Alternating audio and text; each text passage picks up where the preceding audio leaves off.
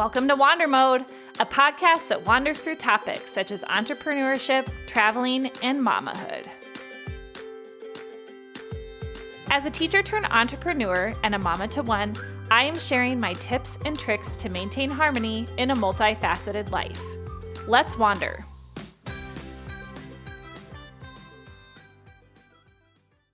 Hey there, Wanderers. I am your host, Julie Thomas, and welcome to another episode of my podcast.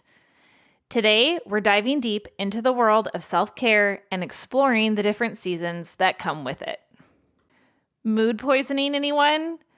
I saw a hilarious quote on a shirt that said, "I'm staying home today. I have mood poisoning." Love it. I will definitely be using this phrase more when I need to own or explain why I'm not participating in a certain event. How many of you have experienced mood poisoning? Oh, I have had my fair share of mood poisoning days. You know, those days when you just aren't feeling it. Mood poisoning is one of those moods that makes me want to binge watch episodes of Grey's Anatomy or Friends, or in my younger days, maybe Gilmore Girls. Mood poisoning makes me want to eat a Costco-sized bin of Red Vines or a gallon of Moose Tracks ice cream. Yeah, that is definitely more my style of self-care. Usually, mood poisoning days happen for me when I am not prioritizing alone time. I have overcommitted myself or I've done way too much for too long. So, what causes our moods and emotions? Better Health, which is a popular health and medical website out of Australia, shared 3 factors that contribute to our moods and emotions. The first is our biology. So that would be things like our hormones and brain chemicals. Then you have our psychology, which would be our personality or our learned responses. And then finally, it references our environment. So substances, seasonal fluctuations, noise pollution, etc., that can sometimes lead to illness or emotional stress. On top of these things, I would actually like to add the social factor. You know, the social pressure that influences everything from our careers to our relationships to our decisions. It's that social pressure that reaches us through social media or technology, even when we're trying to be alone. It's a pretty potent factor. In pondering these factors, they're very clearly complex, and we lack the ability to control them on some level. Sure, you have supplements and medication that can assist us with our biology. Our psychology is a little trickier to address as the life experiences that we have form our personality and learned responses. In terms of our environment, when we're under 18, it influences us greatly, but we have very little control over that. As adults, we certainly have a little more agency over the environment that is around us, but even that has limits. For example, we can't control airplanes flying overhead or traffic noise that might surround our homes. We do have control over preventing negative social influences by carefully choosing maybe people that are in our inner circle or trying to avoid social media altogether. But there are social situations and effects that are nearly impossible to avoid. So if these factors contribute significantly to our moods and emotions, but there are limits on how we can address them, what option are we left with? Well, we have to rely on self-care strategies that work around the things that we can't control. Let me share some examples with you. Let's take a fresh out of college student with a new job that needs to prioritize self-care but is restricted financially. These financial limitations mean that the student is living in an environment with roommates. The house is a hub of activity. There is minimal opportunity for alone time. All the roommates seem to be okay with all the togetherness time. But this particular student has mood poisoning and feels edgy and overwhelmed. Obviously, based on the financial considerations, an expensive yoga class, massage, or vacation would be very unlikely solutions. So to practice self-care, the student goes for daily walks, maybe creates a playlist to listen to during alone time that helps drown out the sounds of the rest of the house. Or maybe the student will choose to work remotely under a tree in a park to get some fresh air. Let's look at a first-time mom bringing home a new baby from the hospital. Her psychology or learned experiences have made her a people pleaser. So she responds with a yes to anyone asking to visit the baby. People come and go. It leaves precious little time for mom to rest or have skin-to-skin time with the baby, or the ability to settle into a new routine, which is critical in those first few weeks. So then she has mood poisoning due to exhaustion. Perhaps she's always teary and she begins to kind of withdraw socially. Because her psychology impacts her moods and emotions, which are harder to change, her partner or perhaps a friend needs to step in with some encouragement. After a partner or friend steps in with some encouragement or some strategies for making changes regarding a daily routine, let's pretend that guests get scheduled only to the morning, which then means that mom can have the rest of the day to recover and bond with the baby. Through those individuals intervening in the situation, mom realizes that she has more time for herself. Maybe she prioritizes and realizes that taking a shower every day or organizing the baby's stuff for the next day helps her adjust to this new role. One more example. Think about an introverted little one with presumed social anxiety. So this little one often appears intimidated when greeting new people. Perhaps the little one struggles to jump into scenarios where others are already engaged in something, and this little one needs more time to observe and process. So biology dictates this scenario, and the little one is too young to be considered for supplements or medication. There's a few different routes here. The parents could force the situation on the child and hope that the behaviors will eventually pass, or they could arm their little one with self-care tools to encourage future success. For example, sharing some words of introduction when meeting new people, or allowing the kid to wave or high five or hug upon departure might ease some of those strange social fears. It is clear that for self-care processes to be effective, they must work around the things that we can't control. Armed with this knowledge, hopefully we can better avoid the trap of mood poisoning and make sure that our self-care strategies align with our unique circumstances. I find myself, during certain times in my life, better equipped to avoid the trap of mood poisoning than at other times. But I've wondered, why is this? I'm actually listening to an audiobook right now called The Fourth Turning is Here. It's by Neil Howe. In this book, he compares generational cycles to the seasons, and the topic is so much broader than that. The book is incredibly complex, but it's certainly worth a listen. Anyway, as I listened to him compare generations with seasons, I had this temporary lapse in focus and my mind wandered to self-care for whatever reason. As I told you, I am a chronic overthinker. I had this fascinating realization that my cycle of self-care is precisely like the cycle of the seasons, which, mind you, don't always align with the actual time of year, as they can cycle multiple times throughout the year. Stick with me for a minute or many minutes and think about whether or not you can relate to this revelation. Let's start with the phrase, winter is coming, from the Game of Thrones.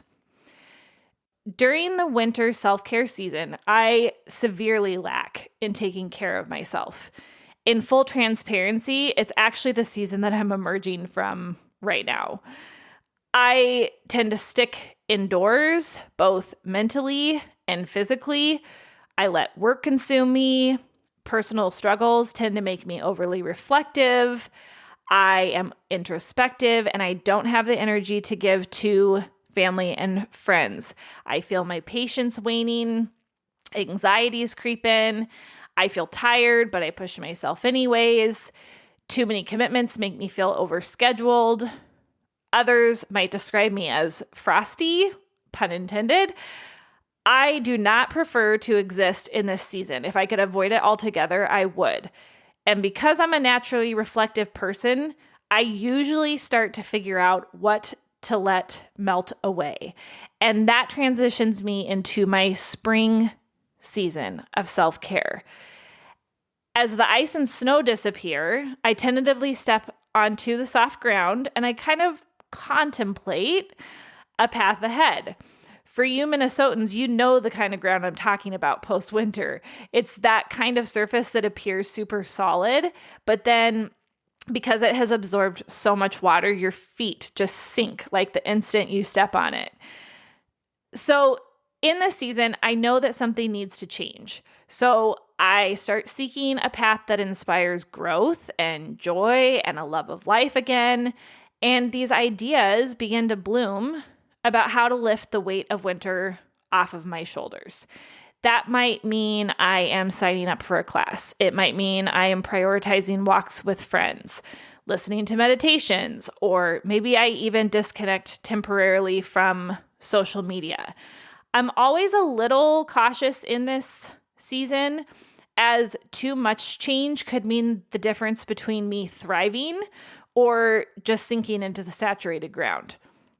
It is a season of development for sure for me as I discover what brings me harmony. Once I figure out some basic strategies that will bring me harmony, the onset of summer brings with it this consistency in my self-care routine. It's almost so persistent that I'm unable to remember where I have actually journeyed from. My mindset is that these changes are going to last forever, that I have finally discovered a sustainable routine. I'm eating foods that make my body feel good and energized. I exercise. I consume plenty of water. I'm frequently outdoors. I feel lighter and I feel much more present in all of life's events.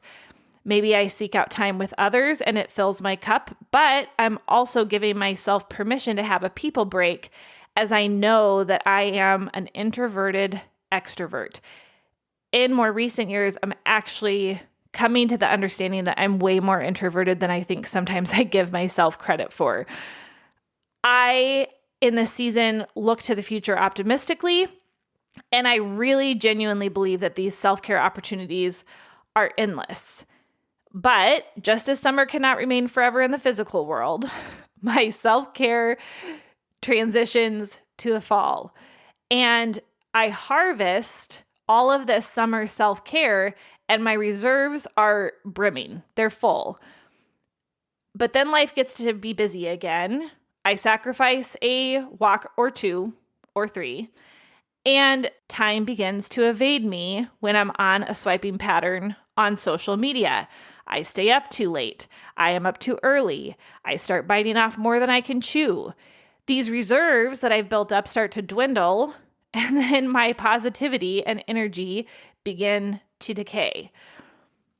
The phrase, winter is coming, echoes in my ears, and here I am again, returning to the season of introspection. At least for me, and perhaps some of you, this cycle is starting to appear natural and unavoidable in my life. If you are out there listening and you have found some secret sauce that allows you to remain consistent in your self-care routine year after year after year, I would love to hear your suggestions on how to make that happen. But as I listened to Neil Howe discuss the generational cycles and how you can't prevent those cycles from occurring, I can't help but believe that we must go through these cycles of self-care in order to evolve. An award-winning Canadian writer, Terry Fallis, said, "A life without challenge, a life without hardship, a life without purpose seems pale and pointless. With challenge comes perseverance and gumption. With hardship comes resilience and resolve. With purpose comes strength and understanding." Seasonal self-care cycles give us resilience and resolve. Seasons of self-care certainly shape our history, but they also can mold what our future looks like. We evolve, and so too must our self-care strategies. I found a website as I was working on my script for this podcast called Notes by Thalia. And the funny thing is that Thalia shares self-care strategies in this blog post. It's called Stuck in a Rut with Your Self-Care Routine. I have it linked in the description if you're interested. And what I love about her methods is that they're attainable, but funny enough, she organizes them by season. Now, hers are a little more seasonal in the natural sense, like what's happening in the physical world. But I still think it aligns perfectly with our topic today. So if you are in your summer self-care season, again, feeling very positive about the future, you're taking care of yourself in all the ways that you need to be, she provides suggestions like restoring an old piece of furniture or taking a camera and having a photo shoot, maybe creating like a super good vibe playlist or exploring an area that you haven't been. Most of her suggestions do involve getting outdoors because, again, hers are based on the seasons that are happening in the physical world. But I love that she also is addressing the healing power of nature, because Hippocrates said the physician treats, but nature heals. And I really do believe that that's true. If you're in your fall season, she suggests super fun things like jumping in puddles, doing jigsaw puzzles, rewatching a favorite TV show, maybe checking out a TED Talk. Buy yourself flowers. Who needs someone else to buy flowers? I think there's even a song on that. Treat yourself to a luxurious massage or unplug from social media.